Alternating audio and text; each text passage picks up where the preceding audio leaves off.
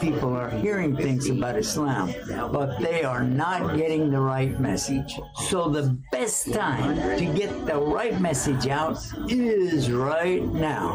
And we have the best way to do exactly that with Allah's support and your help. We've got our projects, our websites, satellite TV channels, and now we can reach every home on the planet, inshallah. Get busy.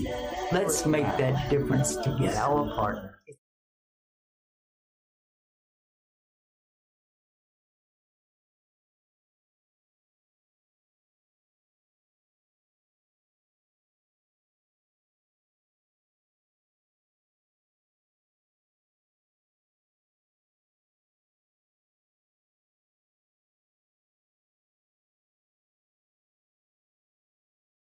Assalamu alaikum, Sheikh. How are you? Walaikum salam. Walaikum salam wa rahmatullah. Excuse my voice, I've been a little sick lately. Yusuf asked me to come and talk about my unknown book that he somehow discovered. Where'd you find it, on Amazon or something? Actually,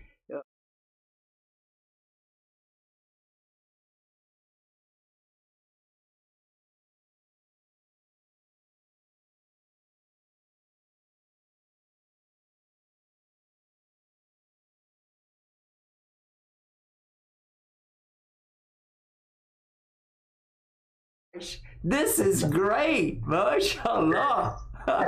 Yes. When I was over in Saudi, I got in this project to put together a book.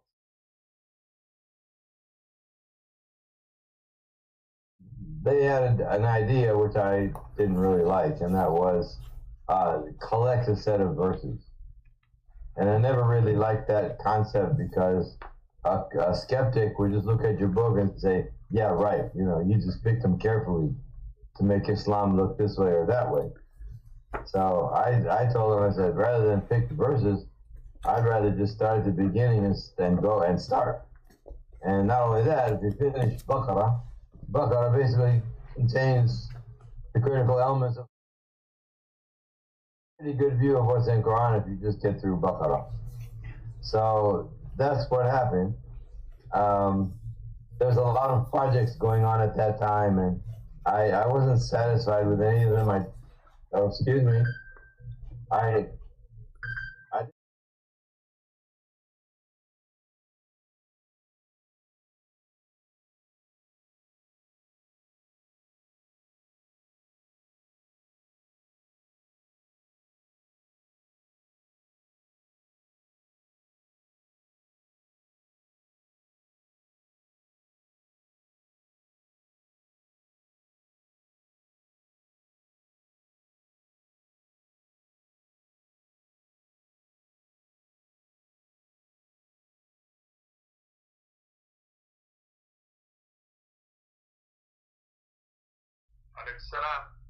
Okay, so Salam,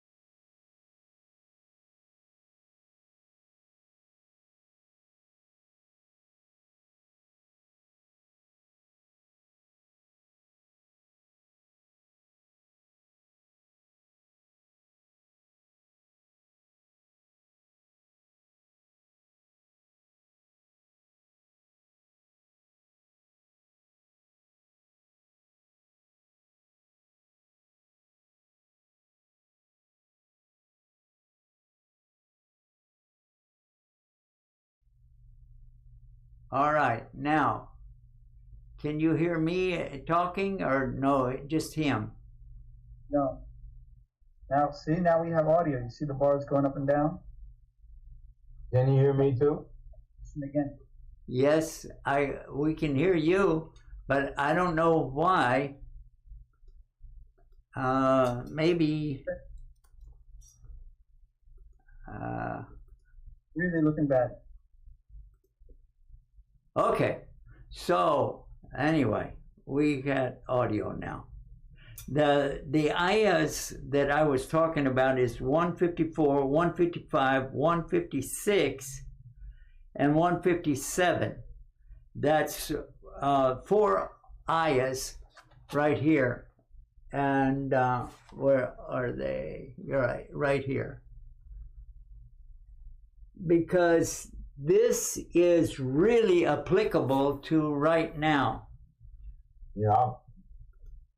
So everybody can see it, what I'm talking about. It's right here. Because the translation says, and do not say about those who are killed in the path of Allah that they are dead. Rather, they are alive, but you are not aware. And we will surely test you with some fear, hunger, and shortage of wealth, numbers, and produce. So give glad tidings to the patient. That is telling us to be patient and don't say that the people are just dead because they died in the path of Allah. And then it says, and we will surely test you with some fear, hunger, shortage of wealth, numbers, and produce. So give glad tidings to the patient. We need to be patient. And then it says, those who, when any calamity befalls them, say, surely we belong to Allah, and surely to Allah we are returning. And I wanted to comment about this translation right now, because this is a better way to say it than we come from Allah and we go back to Allah. It says, surely we belong to Allah. And I like that so much. And I appreciate that. What was the mainstream translation? We're from Allah? Yeah, well, most of them say we came from Allah, we go back to Allah. And this one, it says we belong to Allah, and to Allah we return. So that is really, really beautiful. And it says returning instead of return, because ultimately we are going to be returning to Allah subhanahu wa ta'ala. I love that. I love the way. The weird thing to me, Chef, huh? That's exactly what it says in Arabic. Okay, you're cutting off. Your head is being cut off. I can't see your face. I just see your mouth and your nose. How's that? Yeah, that's much better. Yeah. I was just saying, the interesting thing about that is this is exactly what it says in Arabic. Okay. Well, I noticed some other things that I was saying it from memory, but it says, and do not say about those killed in Allah's way. Yeah. I like that. I said path of Allah because that's what most of them say. But in Allah's way, that they are dead.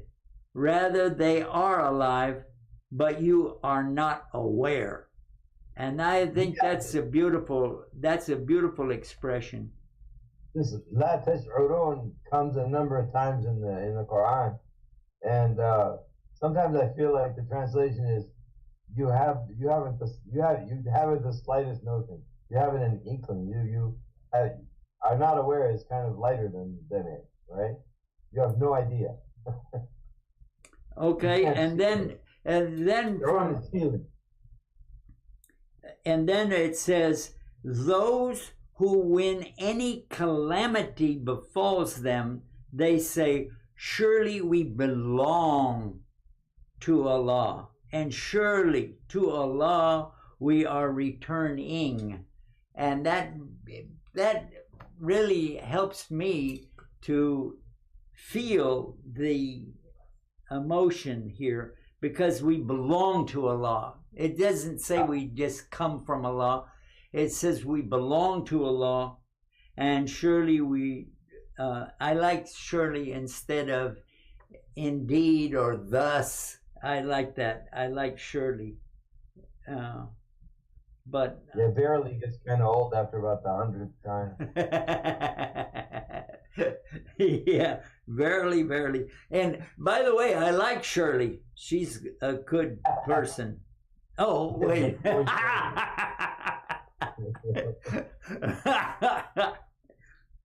You know me, I always got a joke for everything. Alhamdulillah. So anyway, I know that you, and I appreciate the fact that you took time out to be with us tonight. And I know that you have to go for Salat. Yeah, I already missed it. We can go ahead. Oh, okay. Well, mashallah. Thank you so much for being with us.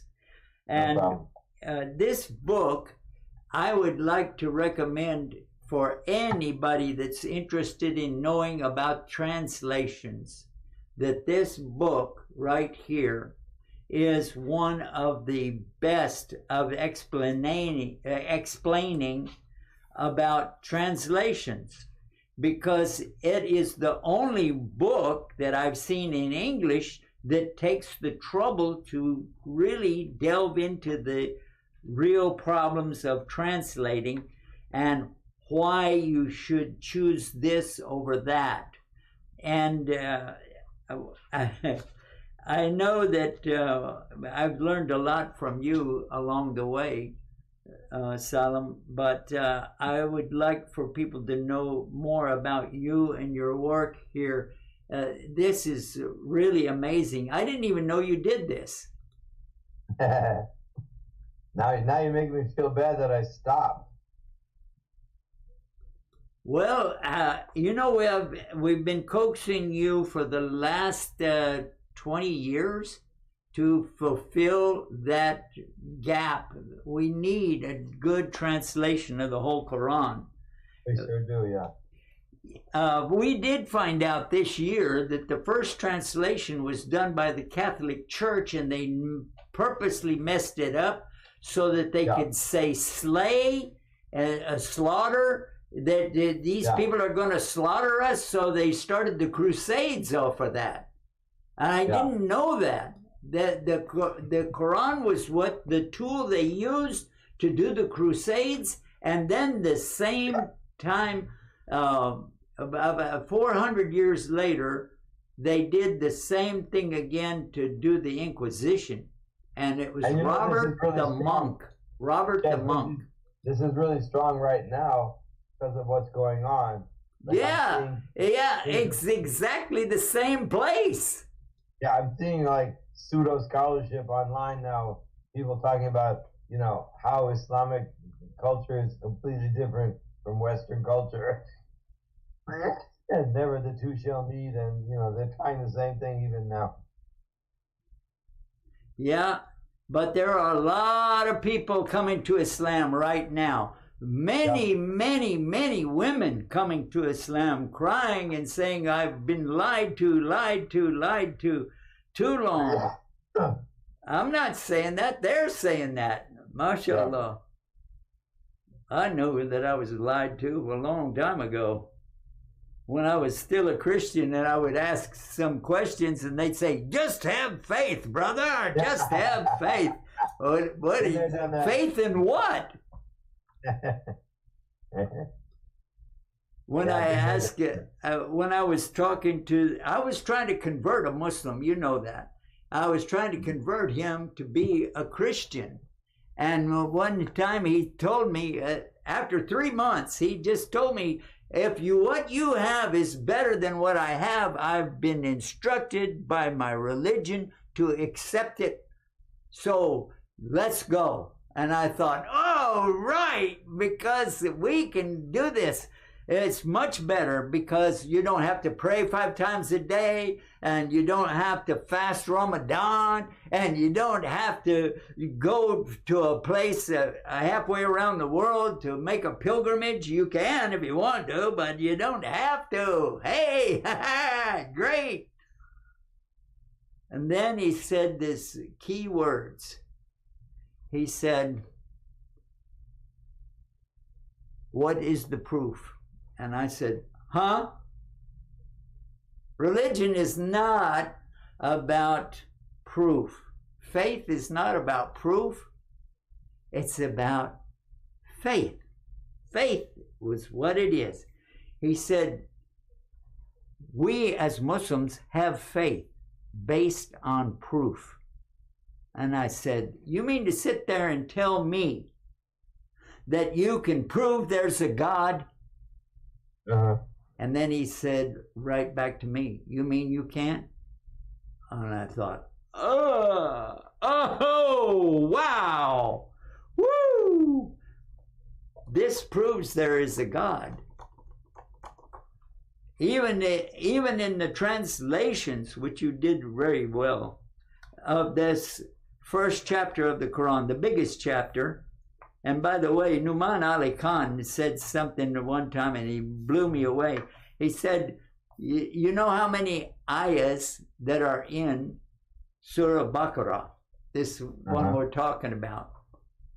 I said 286. I was real proud to know that. He said, do you know where in the Quran it's talking about Ummatin Wasitin, the middle path of the Ummah or nation of Islam? Where is that? I said, I don't know. He said, it's in Surah Baqarah. I said, okay. He said, can you guess where? I said, I don't know. He said, it's talking about the middle way, the middle path, the middle. It's right in the middle of Surah Baqarah. Okay. 143. 143 plus 143 is 286. Woo! And that's one of the minor, that's a real small proof, but how could a person, totally illiterate, not even, doesn't know up from down in the writing, and how could he put that right there in the middle? So, you know, Muhammad, sallallahu alaihi wasallam, he was an amazing person, but he didn't read or write. On paper with the verses numbered or anything like that. Well, they didn't even have numbers at that time, did they? Didn't have, but it wasn't on paper either. He would recite a verse and say, put this after such and such a verse. And I don't think that anybody actually knew that it was the numbering system they just took the verses that this is a verse, this is a verse, this is a verse. So, you know, when you come to the end of a sentence, then that's a verse. I guess. I don't know. Anyway, you broke it down really, and you gave a tafsir that I've never read before. You really touched my heart and my mind with this really valuable book. I just, I wanted to talk about something else with you, if you don't mind. I would like to talk about. We got to take a break, and we'll be right back. But I would love to talk to you about some of the words throughout Islam and throughout the Quran that are not translated properly or not translated at all. Can we do that? Okay. Sure. All right. So we'll take this one break right now. And guys, stay tuned and stay guided with Guidus TV. وقناة جايد أس The Quran التلفزيونية الفضائية. in English Programs translation. and the channel are all And you can order dedicated that on to our true website, faith. What is, what we needed, afreequran.com. how we use it We in pay today's the world. shipping, we pay for Simple the English. book. 24 and hours a everybody day. can read Right here and enjoy on the Guidance TV. translation of This is Yusuf Estes Yeah. of Guidance TV, And by the way, bidding you it's peace. two Salam. columns on every page, Salam which alaikum. means it's وظف easier الشيخ to read يوسف التكنولوجيا في عمله الدعوي من خلال المواقع الإلكترونية، anyway. مستخدما اللغة الإنجليزية بشكل مبسط وممتع لضمان سهولة فهمها من قبل الحضور، بالإضافة إلى استشهاده بالقرآن والتعاليم الإسلامية خلال حديثه. يا أيها الذين آمنوا اتقوا الله حق تقاته ولا تموتن إلا By the وأنتم way, مسلمون. we have Assalamu alaikum. I'm Yusuf Estes with really good news. But first, many people are hearing things about Islam, but they are not getting the right message. So the best time to get the right message out is right now. And we have the best way to do exactly that with Allah's support and your help. We've got our projects, our websites, satellite TV, different homes, and 100 different people coming to Islam. Maybe it's up to Allah, but this is our offer, and get busy. Do it now. Dawah Partners. And we're coming to you almost live again from our studios here in Southern California, and we're talking with Salam Morgan. I didn't know your middle initial was A. Yeah. The Quran. Wait a minute. I got to get my guest in here. I moved the stuff in the. There we go. All right. There. Now we can see you. MashaAllah. Okay. What is the A stand for? Hey, Abdullah. Abdullah. Oh, MashaAllah. It's a murakkab. Salam There's a story Abdullah behind it. Morgan. I like that. There's a story behind it. MashaAllah. Well, if you want to tell the story, go ahead. I became Muslim in Kenya, and my name was Salimu. that was a name that I heard in a dream. So I called myself Salimu, which I later understood is Salim in Arabic. And some ill-mannered kids, or maybe they were just curious, they were teasing me because I was quite the oddity in Mombasa. And they were running around after me shouting, Abdullah, Abdullah, Abdullah. And I became angry, and I was about to, teach them some manners. And then I thought, this is nothing to be angry about, being called a slave of Allah. So instead of beating the crap out of them, I took the name. Want me to be Abdullah? Okay, I'll be Abdullah. Oh, man. I can't believe you said that live on the air, but anyway. Woo! All right. You see, now people are going to say, look at that violence. Look at that violence, man. Woo! I was putting myself in context. I'd only been a Muslim for 2 months at that point. MashaAllah. MashaAllah. So I wondered if we could talk about some of the words that are translated incorrectly or not translated at all. First, give me a minute to set that up. There's basically two schools of thought in translating the Quran. And one of them is that you try to translate as precisely as possible the meanings that an Arabic speaker at that time would have understood from these words. And that's my position. And the second school of thought is that no, you need to give the probably non-Muslim, maybe Muslim, but non-Arabic speaking at any rate, person who's reading this, you need to give them as much as possible.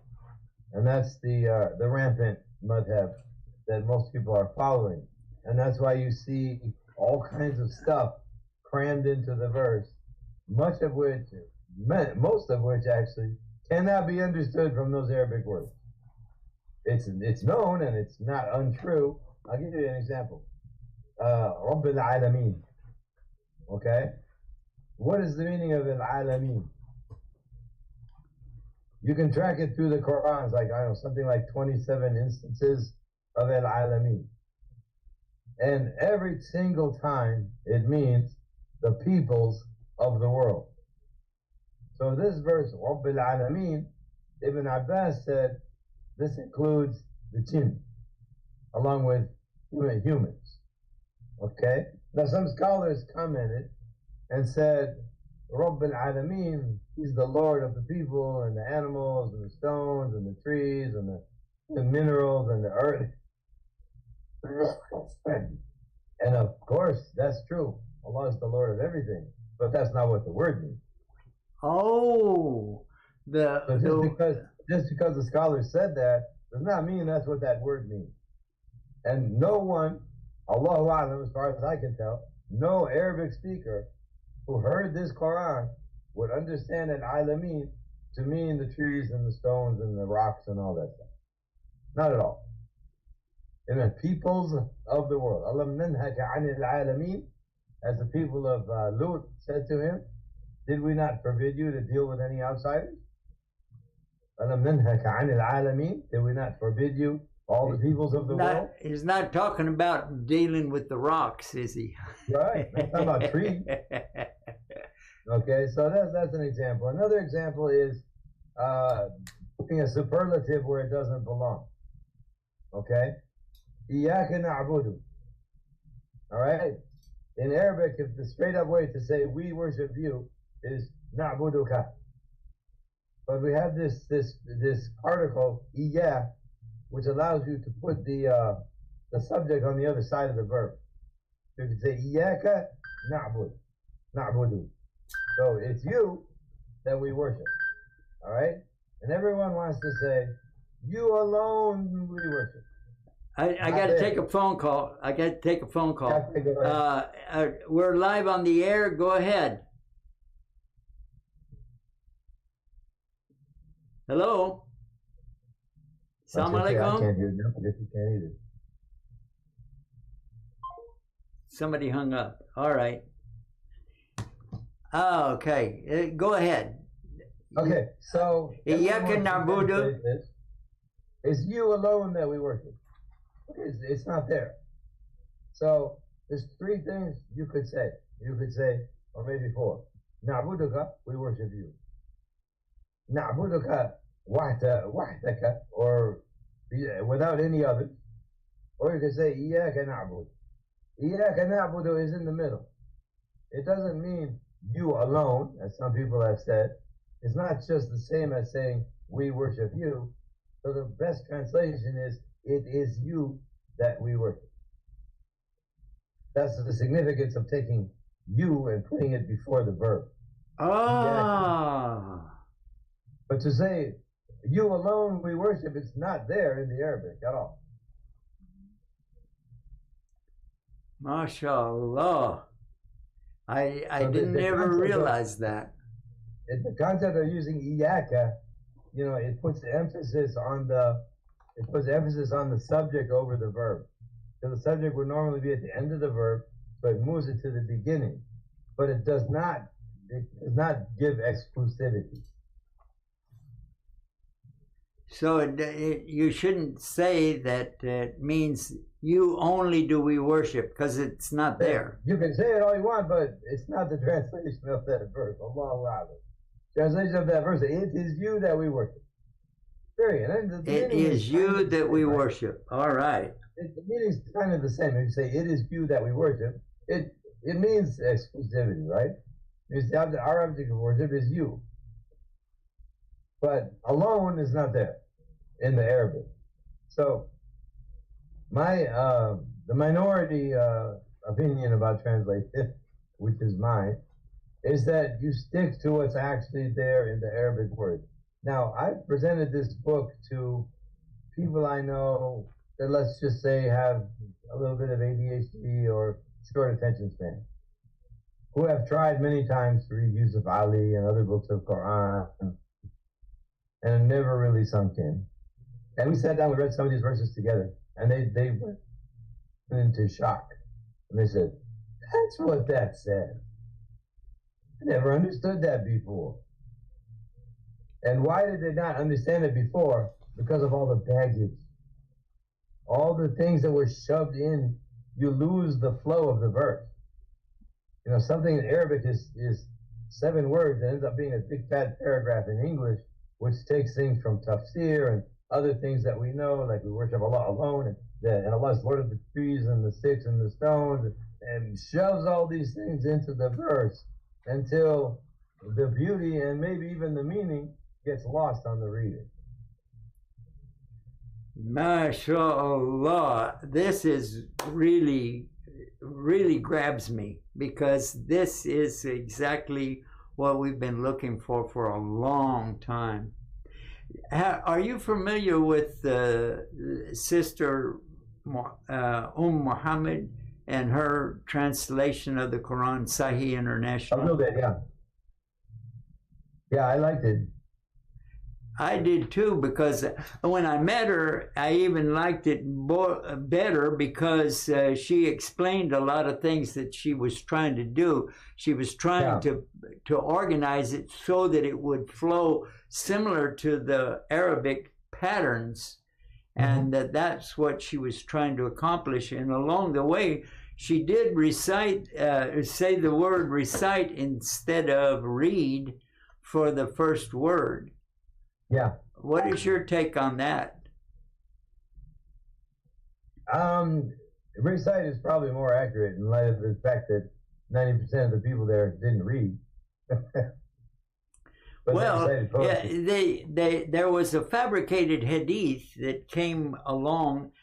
I don't know who fabricated it, but it was used to present Islam in a bad way, because they said, well, you know, the church said that, look at this, we can prove it's wrong on the very first word that came to Muhammad, supposedly. They said like that, supposedly. And then, look at this, he's saying, read, read, read. And he said, I can't read, I don't know how to read, I don't know how to read. Ana umi, and but actually what he said was, ma ana bi qari, I'm not a reciter. I'm not a reciter. He wasn't a poet. He wasn't a poet. Yeah, exactly, because most of the people that did reciting at that time were called qaris, because they would recite, and he didn't say, I don't know how to read, like, who does? No, nobody that they knew. So that's another level or another option of trying to go with the flow. And maybe Marmaduke Pickthall was the closest of the classical ones to that, who kept the injections to a minimum and had a somewhat similar flow to the Quran. It's not really one of my objectives. Some people in Europe even took it so far as to say, you know, if the Arabic verse is mu'jiza, then the translation should be mu'jiza. Should translate that i'jaz. Okay? And I understand what they're saying, but that got a harsh reaction from the politically correct folks with the you know, stuff everything into the verse madhab of tafsir. Those people are crazy. They think you can have i'jaz created by humans, blah blah blah. So none of those. But my precise approach is meaning, not the flow, not the tafsir, not getting as much meaning into it as possible, but the meaning. Try to imagine. Okay, for example, here's a verse: "Hunna libasun lakum, antum libasun lahun, wa hunna libasun lakum." Okay, you are a dress for them, you are a garment for them, and they are a garment for you. So one brother got all upset about this and said, you know, this has so many meanings in Arabic, and why the garment, and the garment is intimate and close to the skin, and blah, blah, blah. Completely unnecessary. The Arabic is understood. It's understood in English. It's understood in Swahili. It's understood probably in any language on earth. You are like their clothing, and they are like their clothing. Or even leave out the word like. They are your clothing, and you are their clothing. Who doesn't understand that? So clothing includes not just sitar. It includes covering. So there is no shame. Nobody's doing anything obscene because you're married and this and that. It includes comfort because obviously there's comfort between husband and wife, etc., etc. It doesn't need help. The meaning that every Arabic speaker heard is enough, and it works in every other language. Like the arguments about the hand of Allah. Yad Allah is all aydihim. Doesn't need any help. It's understood in any language. Even in English, people say, "Oh, that's the hand of Allah." People know what that means, right? It doesn't need help. But oh, yad is different in Arabic because the handle of a sword can be called yad, and this can be called yad. No, leave it alone. It's way more than close enough. So, I like to try, that's my effort anyway, is try to comprehend, and obviously things that came along in tafsir later, maybe it came from a hadith, only a few people knew about it. Obviously that's not what the average person understood when they heard that verse. But it does not need to be injected. It can be footnoted or explained somewhere else. But what we need in the translation of the verses is what those meanings that are there. You're not going to capture the ijaz, you're not going to capture the miraculousness of the Arabic. Although, if a word can have multiple meanings and they all fit, which happens a lot in Quran, if there is a word in the target language that accomplishes the same thing, then you better go for it. And not another possible synonym that does not do that. But that's not saying you're capturing the ijaz. That's impossible. Okay, I would like to ask you another question about the words that are not translated. The words that are not translated, you won't find a translation, in my estimation, that I've never seen the word Islam translated in the Quran, or the word Quran is not translated. What is the Quran? It's a recitation. Is that right? Many times I really wish they were translated. Me too. Because, especially Islam, because Islam, when the Arabs heard it, right, it meant submission to Allah's orders through the Prophet ﷺ. So Islam meant obeying Allah by following the Prophet. And the word literally means submission, or surrender, whatever you want to call it. Yeah, so actually, I did a program yesterday about that, and we were saying that surrender, submission, and obedience, the three words that you used exactly. And if you do it in sincerity to Allah, that's the fourth word. You have to do it sincerely, but that's not in the word Islam. But the sincerity has to be there because otherwise it's not real. But sincerity has to be there. Sincerity has to be there in every action. But when you put Islam and then somebody else puts a capital I, now it's just a club. To the outside observer, it's a group. And that's not what the word Islam means. I mean, indirectly it does, yeah. The believers are a group and an ummah, but that's not what it means. And likewise, kafir. Okay? Like the Crusaders probably use that too. They call us all infidels. Okay? Yeah, and that is one of the big problems that I had when I came into Islam, and I said, infidels, that is the word that the Christians used for, why did they say that in the Quran? But it doesn't. Two things. First of all, getting back to the meaning, kafir has two meanings. It means ingratitude, and it means rejection.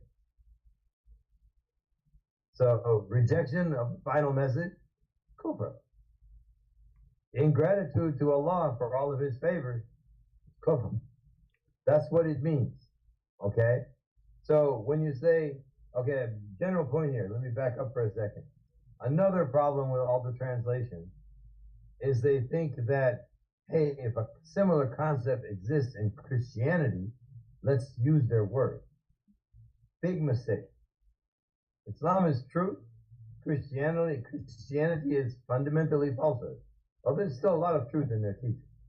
You know, a lot of things that we find in our teachings, like the Nia, who knows, lots of things you can find in Christianity, almost verbatim. Maybe they stole it from Ibn Rushd a long time ago. I don't know.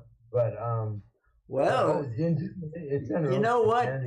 They had prophets. They had prophets coming to them. Maybe they just kept some of the stuff that the prophets actually said. No, obviously some of it stayed. You know, some of it got through, but none of it can be trusted. Like Prophet said, we can't believe any of it or reject any of it. You know, the message given to Muhammad is the Muhaymin, it's the judge. It sits in judgment over whatever they have in their book. So none of it can be believed and none of it can be rejected. Yeah, I'd caution the Muslims today, don't read the Bible thinking that you're going to pull something from it that's not in Islam, or to use that to explain Islam to somebody. That's not the point. We refer to, when we're talking to the people, that if you know the Bible, and then you can say, okay, for instance, Jesus never worshipped anything other than God. He always did that. And it's mentioned in the Bible, the red letter edition, it says that he was asked, what is the greatest commandment? And he said, the greatest commandment is to know, O Israel, the Lord our God is one Lord. In him you have to love with all your heart, all your mind, and all your strength, and all your spirit. And a commandment like unto it, to love your neighbor as yourself. Now, that is exactly the same translation of but keep in mind, the Bible is also translated. So, you know, at least once. They don't have the original, but no. It's he's saying our God. That's my point. He's saying our God. So he's not the God. Okay. I didn't know that foolishness went back that far. Okay. God of the Jews, God of the Muslims. My God's better than your God. He's only one. Alhamdulillah Rabbil Alameen. So what's another word you had in mind that doesn't get translated? Okay. The other word beside Islam is the Muslim. It never gets translated as the one who is surrendering. The one who is surrendering. Because if this word was translated, how could the media people get away with saying a terrorist guy who is surrendering, to who? Surrendering to God. And he said, I don't know if we have one word in the English that could do that. The obedient, maybe. Well, but I'm in favor of saying that Islam means surrender to God, and the one who surrenders to God. So when it says Abraham was a Muslim, Abraham was surrendering to God. Yeah. Another problem we have is that when they try to do that, they state it as surrender to the will of Allah. Huge mistake. Huge mistake. Not that the terminology is as clear in English as it is in Arabic, but people understand as the will of Allah is the kawni, His will that cannot fail, His decree. Okay, and Islam has nothing to do with His decree. It's submission to the order of Allah. That's a very critical point, because now you bring in all kinds of deviant groups from the history of Islam, who, like Qadariya or whatever, who said, this is what Allah decreed, or even the mushrikeen, as mentioned in the Quran, that Allah made us do this. And in a sense, they're right. I mean, Allah decreed that you would do it. You know, Yeah, but wait a minute. I think that maybe, Sheikh, you could say it like this. We don't have a willpower, but we do have choices. We make choices every day, and sometimes we get to make our choice, and sometimes our choice doesn't happen. But Allah knows the choices that we will make, and He has already put together everything.